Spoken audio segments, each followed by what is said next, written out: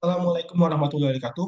Perkenalkan, nama saya William Atimurakin dari Teknik Elektro Universitas Sriwijaya Angkatan 2022 dengan konsentrasi TTI. Di sini saya akan menjelaskan antena dipol di simulasi MATLAB.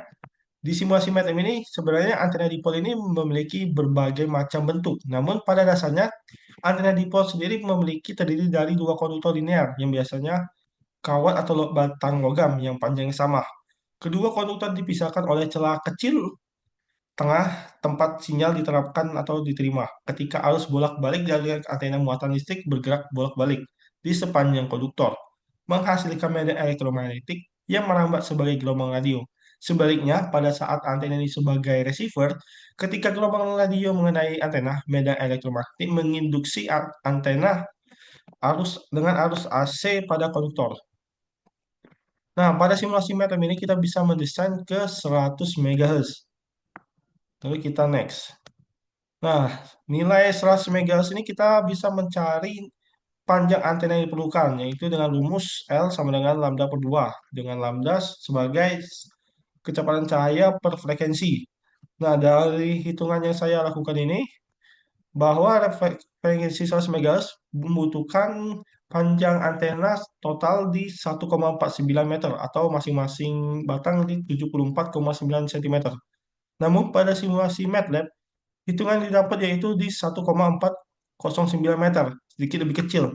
Ini bisa terjadi karena pada ujung-ujung elemen antena, gelombang elektromagnetik tidak terhenti secara tiba-tiba. Ada efek kapasitansi dan induktasi yang terjadi di ujung-ujung tersebut. Efek ujung ini yang menyebabkan antena tampak lebih panjang secara elektrik daripada panjang fisiknya. Nah, untuk desainnya ini, sebenarnya ini panjang dari antena ini merupakan setengah dari panjang gelombang. Jadi secara sederhana, ketika panjang total antena adalah setengah gelombang, pada satu siklus penuh gelombang akan terbentuk distribusi arus yang optimal di sepanjang kedua lengan, dengan arus maksimum di bagian tengah, seperti pada contoh gambar, dan minimum di bagian ujung-ujungnya. Nah, pada simulasi MATLAB ini menggunakan bahan yang namanya perfect electric conductor. Sebenarnya bahan ini tidak ada di dunia nyata, hanya disimulasi. Ya, ini bahannya memiliki konduktivitas paling baik. Kita bisa juga menggunakan bahan lain seperti gold. Nah, terjadi perubahan di besaran miliampere. Lalu kita melanjut ke impedansi. Nah, garis biru melambangkan resistensi, di mana di 100 MHz di sekitar 70 ohm. Sedangkan pada reaktans, pada di bawah 100 MHz, dia mengalami kapasitansi. Sedangkan di atas 100 MHz, dia mengalami induktansi. Ini juga terjadi separameter. Nah, separameter ini semakin rendah nilainya, maka ini menunjukkan si antena paling baik menerima atau memancarkan daya dengan refleksi paling sedikit, yaitu di antara 99, mungkin di antara 99 sampai 100 MHz. Jadi, dalam kasus ini, frekuensi kerja terbaik antena adalah di sekitar 100 MHz, yang sesuai dengan frekuensi resonansi yang dilihat dari grafik impedansi tadi, di mana titik nol impedansi ini jatuh berada dekat di 100 MHz. Mungkin simulasi ini tidak bisa memprediksi secara akurat. Nah, nilainya ini di sekitaran di bawah minus 14 desibel, di mana ini nilai yang sudah sangat baik. Untuk umumnya ini nilai minus 10 desibel bagian sini, itu sudah dianggap bisa diterima. Kalau kita mengganti bahannya misalnya ke PIC,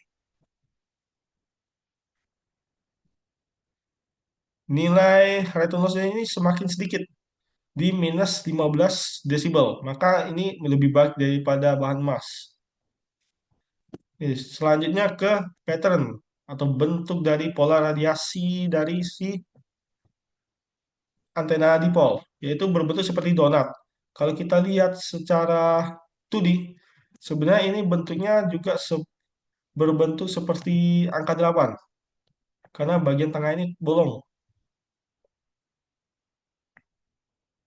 Kita tunggu. Nah, ini adalah bentuk dari radiasi secara bentuk 2D. Ini dilihat dari secara horizontalnya. Pola radiasi si antena dipol ini sifatnya omnidireksional di bidang horizontal, yakni memancar ke segala arah secara merata. Nah, kita bisa melihat gain antena dipol itu di 2,1 desibel I. Nah, desibel I ini semacam perbandingan dengan antena isotropik standar. Nah, jadi 2,1 desibel ini artinya bahwa antena ini memancarkan sinyal 2,1 desibel lebih kuat ke arah pancaran maksimumnya dibandingkan dengan antena isotropik ideal. Untuk umumnya ini antena dipol standar ada di 2,15 desibel I.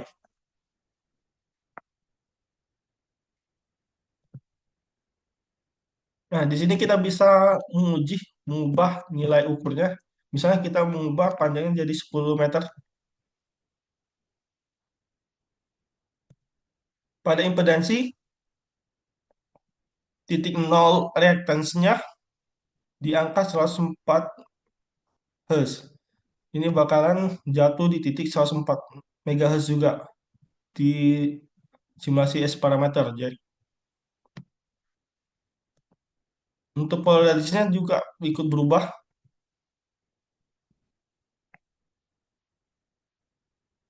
Kita balikin lagi ke 1,409 meter.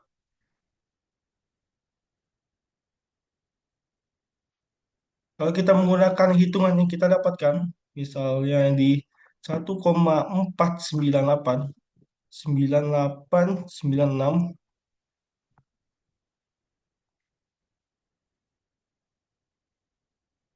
nilai jatuhnya ada di sekitar 94 MHz. Berarti hitungan dari simetri lebih akurat daripada hitungan manual seperti ini. Oke, mungkin nih sampai di sini saja penjelasan saya mengenai antena dipol. Mohon maaf jika ada yang kurang tepat dalam penyampaiannya. Saya pamit. Wassalamualaikum warahmatullahi wabarakatuh.